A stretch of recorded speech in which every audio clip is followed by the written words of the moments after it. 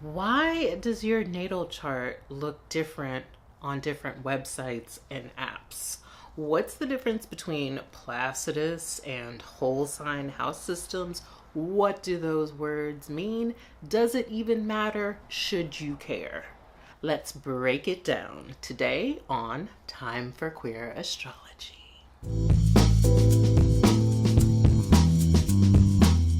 Hey y'all, welcome back. It's your girl, the Lady Miss Vagina Jenkins, and this is another episode of Time for Queer Astrology. And today we're going to be talking about the different house systems and why it matters or why it doesn't matter that you look at your chart in different house systems.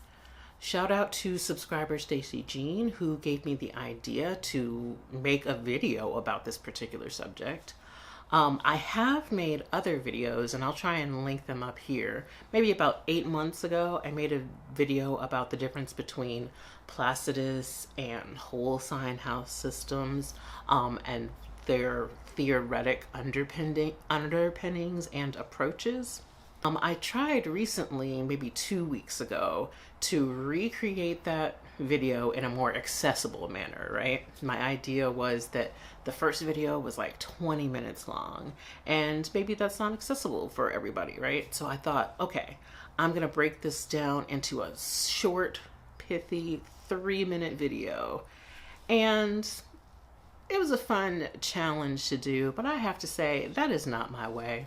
I absolutely hold in high esteem the astrology influencers that can take a complicated astrology concept and break it down into like a 15-second TikTok or a 60-second reel or short here on YouTube. But that is not my way. It just really is not the way that I do things. It is not in alignment with my soul, and capitalism says that that's how we should be doing things because everything needs to be consumed and quickly. But neither of those things vibe with my energy and who I am. So yeah, I'll link those videos. You can check them out. But this is going to be a more personalized approach to those concepts. First thing that I want to share about house systems is that there's like more than 20 house systems in astrology. I don't know if y'all knew that. I think that because we love a binary, we tend to focus on the difference between whole sign and Placidus. But there are like 20 different house systems out there. We know whole sign and Placidus, right? There's also equal signs, which you might know, but there's also Koch, Porphyry, Regimentus, Campanus. The list goes on and on and on. Like I said, there's like 20 different house systems. We just tend to get stuck on the battle between these two because binaries. And just as an aside, I'm gonna take like 2 seconds to shout out my non-binary and trans spectrum folks. Thank you so much for embodying what it means to disrupt and divest from binary thinking. Everything ain't gotta be black and white all the time. There are, in fact, shades of gray. There are, in fact, spectrums. For example, 20 different house systems, but we only focus on these two. Okay, I'm back. These house systems are all trying to answer the same question. We have a natal chart wheel made up of 360 degrees. How are we going to divide that? And there are 3 main categories of answers to that question. You could divide the 360-degree wheel according to the ecliptic, literally the path of the sun across the sky from our perspective here on Earth. How wide is that path? How can we divide that into 12 sections? Or you could divide the 360-degree wheel spatially through a spatial-based house system. And so literally the Earth hanging in space with 360 degrees of an arc around it. How can we divide that up and reflect that in a natal chart? Or you could divide the 360-degree natal wheel according to time, a temporal-based system. So, all of the 20 plus different house systems are answering the question, how do we divide the 360-degree natal chart? And they're answering that question in one of three categories. We can divide according to the ecliptic, the path of the sun.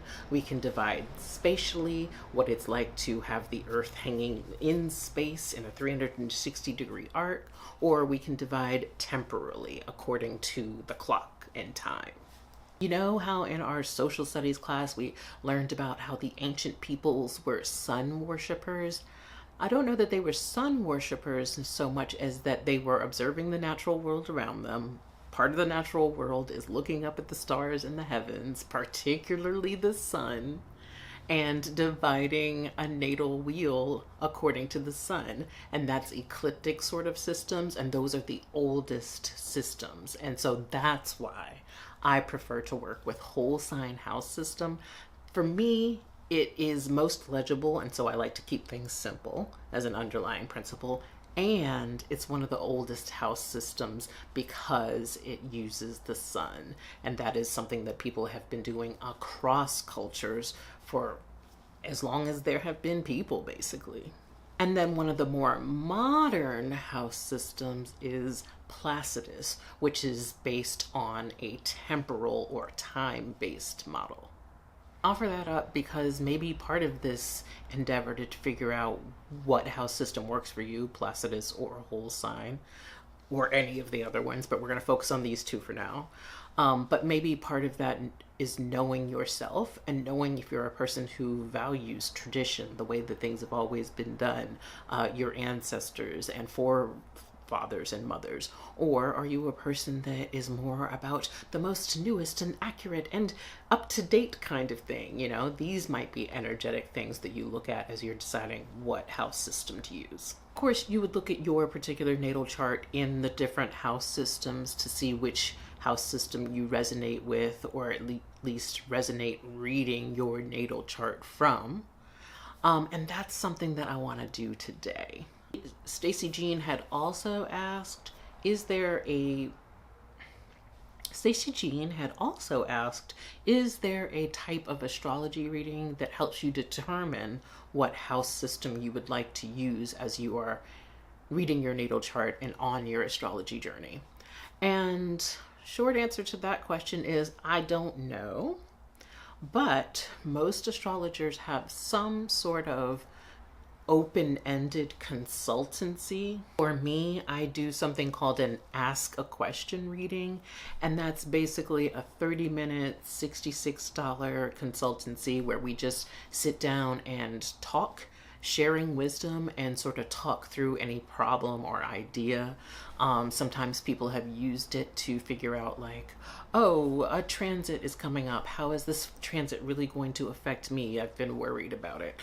Or maybe I just want to figure out the timing for this particular event. When should I ask my partner to marry me? Is there a time in the next 3 months particularly conducive to this kind of thing? Or in this case, how do I figure out what house system works for me best?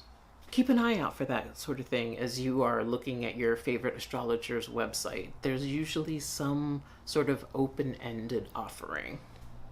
So let's look at Stacy Jean's chart. I'll give you some questions that maybe you can use as journal prompts as you are deciding between the whole sign and Placidus house systems. So this is us looking at Stacy Jean's chart. Shout out to them again. Thank you so much for sharing your information so that we could look at it together. This is us looking at, on the left, the whole sign, the chart in the whole sign house system, the one where we are just looking at the 360-degree wheel and dividing it equally into 12 slices of 30 degrees each. That's the whole sign house system. And then on the right, we've got the Placidus house system, and that is the one that's more time or temporal based. And so let's do some points of comparison.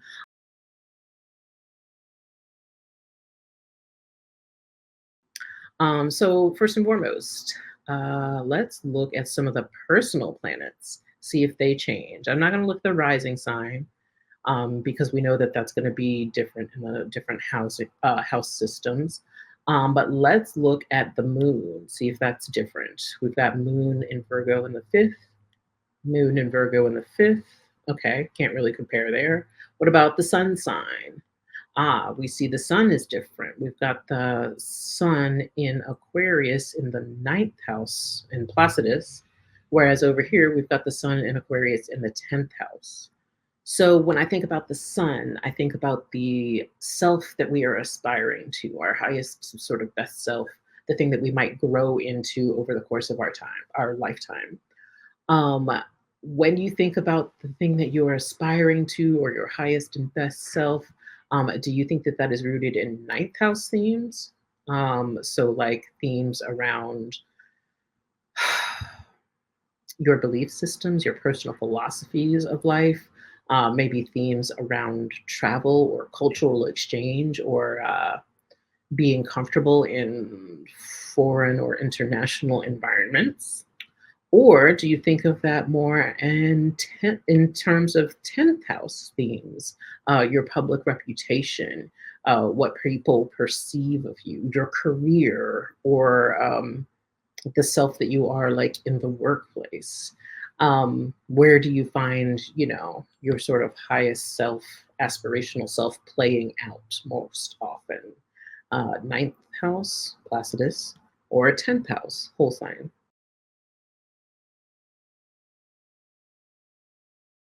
So that's like those personal placements.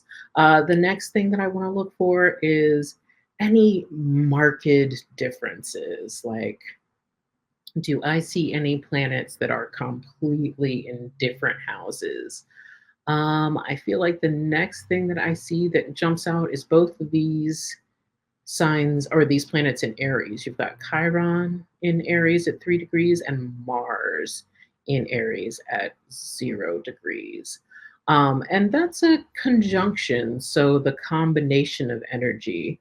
I'm going to take them separately, but they are, when you think about a conjunction, you should think about how these energies are combined.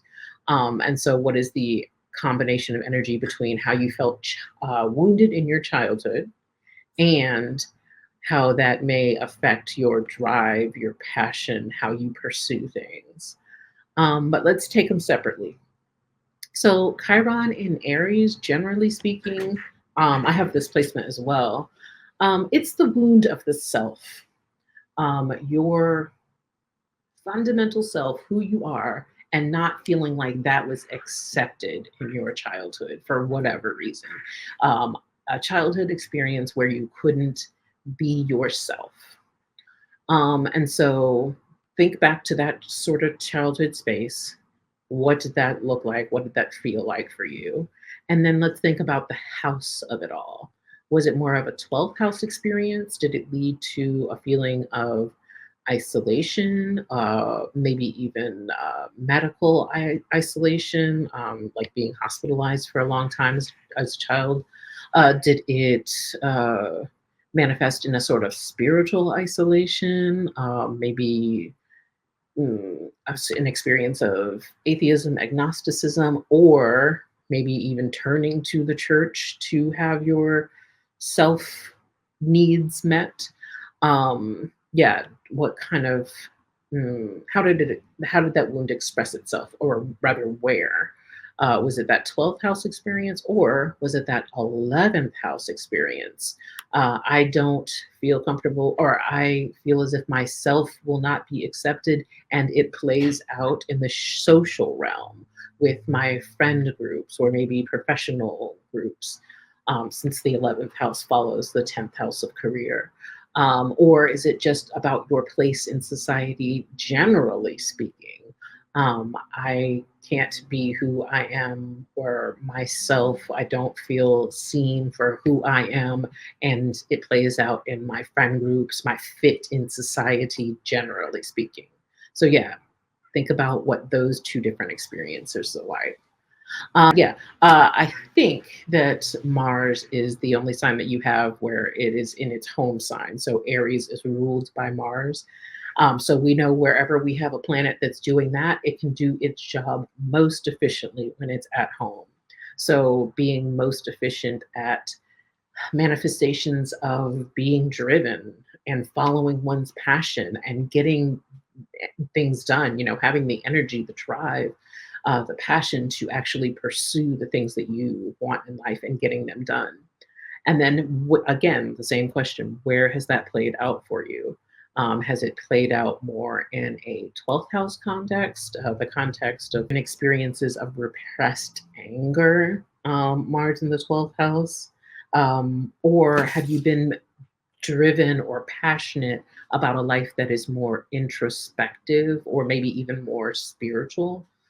So that's something to think about. Or has it been Mars and a Mars experience that's more 11th house based, being driven to succeed in the social realm, maybe even being like more assertive in groups, or driven or passionate about group activities, um, or improving society as a whole, that kind of experience. So yeah, how has your Mars sign played out? And has it been more in 12th house kinds of ways or in 11th house kinds of ways?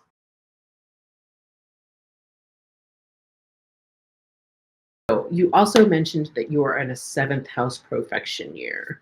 Let's talk about that. So in your whole sign chart, you've got seventh house in Scorpio, whereas in your Placidus house chart, yes, the seventh house cusp is Scorpio still, but the majority of it is in Sagittarius. So as we're thinking just about like the profection year as an area of focus for that particular year, starting on your birthday, I'm wondering about the experience in the last couple of months, particularly. So, like, let's say since March and April. Have you been having seventh house experiences that are more Scorpio, so this whole sign chart, or more Sagittarius, this Placidus chart? So, if you were to think about relationships or seventh house perfection year rooted in Scorpio, I would think about experiences that were rooted in shadow work, like excavating some relationship patterns that may or may not be no longer serving you, and maybe even transforming some relationships after you've done that shadow work. I also think about experiences of sex, sexuality, kink, um, or maybe even some experiences with relationship dynamics and power exchange. So, yes, in relation to kink, but maybe just generally speaking, noticing the sort of intensity of relationships and how those power dynamics work in your life.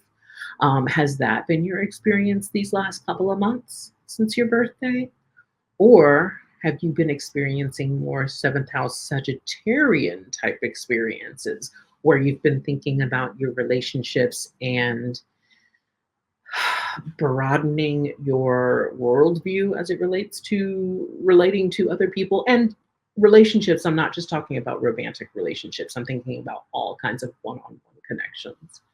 Have you been thinking about broadening your idea about your relationships? Have you been thinking about relating to people who are foreign or international or from a different culture than you?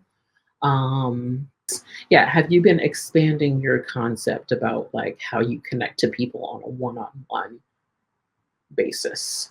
And yeah, that would be more of a Placidus house system, or rather a seventh house in perfection year in Sagittarius experience.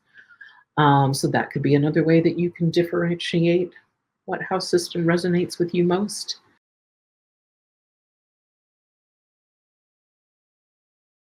Oh, you have a T square. Let's point it out. I'm going to go to the whole sign chart because to me that's more legible. So a T square has an opposition. It's this red triangle here. It's a right triangle because it's made up of a 90-degree angle here and these two equal sides, and this base is in opposition. So the base is an opposition between Saturn and Jupiter, which are really interesting oppositions. Saturn wants to constrict things, Jupiter wants to expand things. Um, like when I think about Saturn in the first house, I think about first and foremost being a late bloomer. Has that been your experience? A late bloomer in some kind of way, but I also think about a particularly hardworking, earnest sort of vibe. Um, this is definitely the vibe. Saturn in the first house is definitely the vibe of like self development work. Um, and it's opposed to expanding your thoughts about your relationships, Jupiter in the seventh house. And then, yes, and those Scorpio themes that we were just talking about too. So, an opposition between those two things. So, finding the balance between this self work that you are meant to do versus expanding your notion of how we relate to other people on a one on one basis, not just romantic, but in all kinds of one on one relationships. Um, so, that being a theme. And let's just break down the opposition part. We'll look at the opposition first and then the square. So, as you think about like this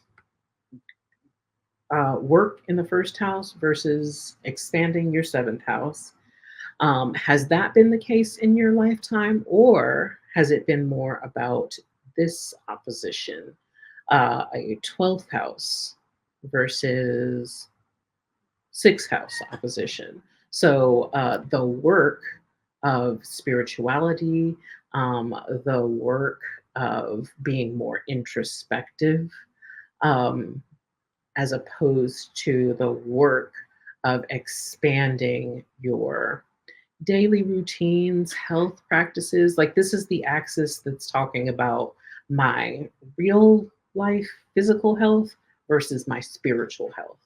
So has that been playing out for you in terms of I feel more compelled to get my spiritual health together uh, and my physical and expand my physical health, or has it been more about the balance between self and others? So that's the first thing that I would look at when we're looking at this T square. And then the apex, a T square is also known as a talent square. It's like this opposition, and then right in the middle of this opposition, we've got this focal planet that is squaring these two planets. And it's a great sort of source of tension, but it's the kind of tension that makes someone so driven that they become successful in the area of the focal planet. So on both of these, the focal planet is the sun in Aquarius. So aspiring to these highest ideals of what Aquarius is. And Aquarius is very much rooted in understanding the rules and the systems as they are and understanding that they need to be rebelled against, changed, reformed in some kind of way that serves all of society better. If this is the focus of this talent square, have you found yourself being more successful again in the realm of reforming your career sector or your role in your career, or maybe even like the industry that you're in entirely? Um, has that talent square apex sun in Aquarius played out in your career sector, or maybe even just your public reputation, like what you're known for in the world is like, yeah, this person is a rebel, an iconoclast, and they make things better for people? Or has this apex played out in a more ninth house kind of way? Has this apex led to something of just a general broader mindset? Are you the kind of person who is thinking about things, having belief systems or philosophies in life that are just so different, weird, queer, against the grain than the average person that you're around or in community with? And are you thinking all the time about how you can improve the world through the way that you believe and do things in that particular realm. Has there been travel? Um, has this played out in terms of academia? That could also be a theme. How has this talent square paid off for you, basically? Has it paid off more in your public reputation and career, or has it played off more in terms of your own belief systems, changing your mind, maybe even something to do with travel or connecting to people from a culture that is different than yours? So yeah, those are my main. I didn't want to get too much into it, but yeah, those are what, five, one, two, three, four, five. Yeah, those are five journal prompts that might help you as you're thinking about, hey, do I want to look at my chart through the lens of whole sign house system or through a Placidus house sign system? I hope that this answered your question, Stacy Jean, and also anybody who's been trying to figure out Placidus or whole sign house system for themselves.